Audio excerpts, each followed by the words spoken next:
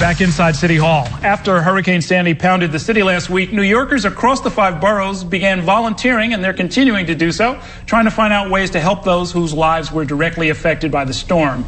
I'm joined here in the studio by 3 organizations that are trying to aid the relief effort, so we welcome them now. The Bowery Mission CEO, Edward Morgan, is here. Sheena Wright, the CEO of the United Way, NYC, and Chris Osborne, who is the spokesperson for the American Red Cross. Good to see all of you. Thank you for coming in. And I won't take up too much of your time because I know you've got a lot of work to do. Let me start with you, Chris. The American Red Cross came in for some criticism.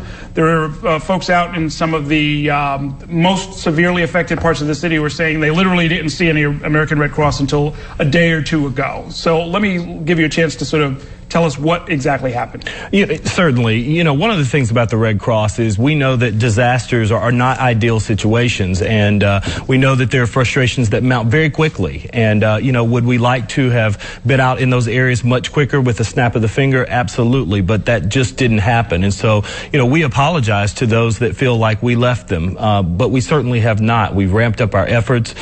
We've got some 80,000 blankets that are coming here. We've got kitchens that have been stood up, mobile kitchens, mobile feeding routes, almost 100 of those in various areas across several states. So this is a huge operation, and we know it's going to take time, and we ask for patience, but we want people to understand that our mission is to help people, and we're going to stay here until that job is done. Let me ask, if because the storm hit many different states, was the Red Cross already sort of preoccupied in some other states? Is that part of what happened? One of the things we do is whenever there's a storm or some pending slow-moving disaster that we would call it, we have to preposition things. But we also have to be careful not to preposition supplies or people in harm's way. So certainly there were items that were moved, that, you know, were shifted, so we would be more prepared than just this New York area or the New Jersey area, things in warehouses. But again, you know, logistics takes time, and when you have bridges out and tunnels closed and those kinds of things, there are some challenges in moving people and supplies around. Fair enough. Let's talk, everybody. I'd love to hear about something that I think a lot of people don't really recognize. Folks want to help. They start asking their neighbors, let's get some blankets, let's get some bottles, let's get some, you know, Pampers, and then let's rush to the scene that we saw on New York 1 a few minutes ago.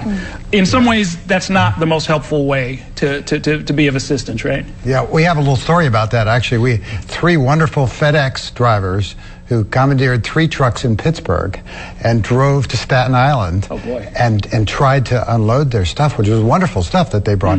They ended up dejected after 2 hours. Nobody wanted their stuff. They just didn't have a pipeline. You know, they ended up down at the Mission, and we had a pipeline for it, of course, a place to put it. But, sure. you know, yes, just driving into the city with a load of materials is not going to do it. You've got to have some contacts. What are some better ways if we want to encourage people to don't just act on your first impulse, listen to the experts about what you ought to be thinking about? Yeah, I think one of the most efficient and effective ways is to actually connect with community-based organizations that actually are currently on the ground in neighborhoods that are impacted. Yes. They know the neighborhood, they know the residents, they know what the needs are, and they've been in business, and they're going to be in business long after this storm has passed.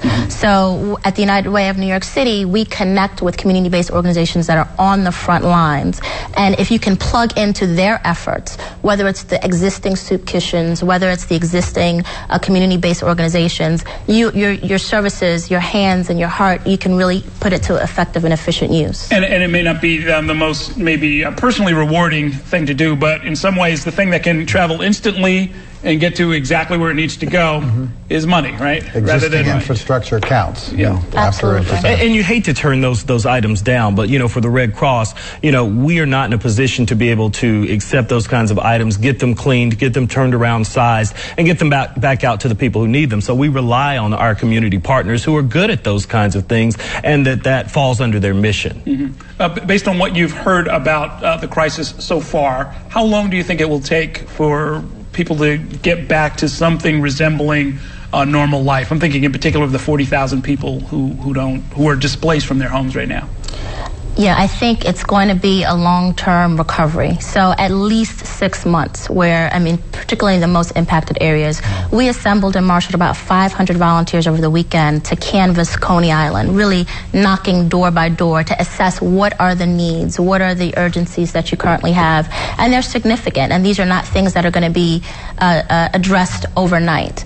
And they also result from long-standing problems that people had before in terms of poverty and food insecurity, and those other issues are exacerbated. And it's going to take a while to get people back on track. I think there's pockets of suffering even when the power's been back for a while. Sure. You know, along the projects along Avenue D, for instance, from Houston north to 14th, there's just a lot of suffering still going on, even though the power's been back for 3 days. We did 800 meals there today, and they were just flocking out to... Well, I mean, on a good pre-disaster day, you're feeding lots and lots of people, right? Exactly. Yeah. And our concern, of course, is this 1,700 to 2,000 men and women who spend the night on the street, most nights anyway, you know, and after the storm, you know, subways, the places where they stay, subways closed, parks roped off, doorways full of debris.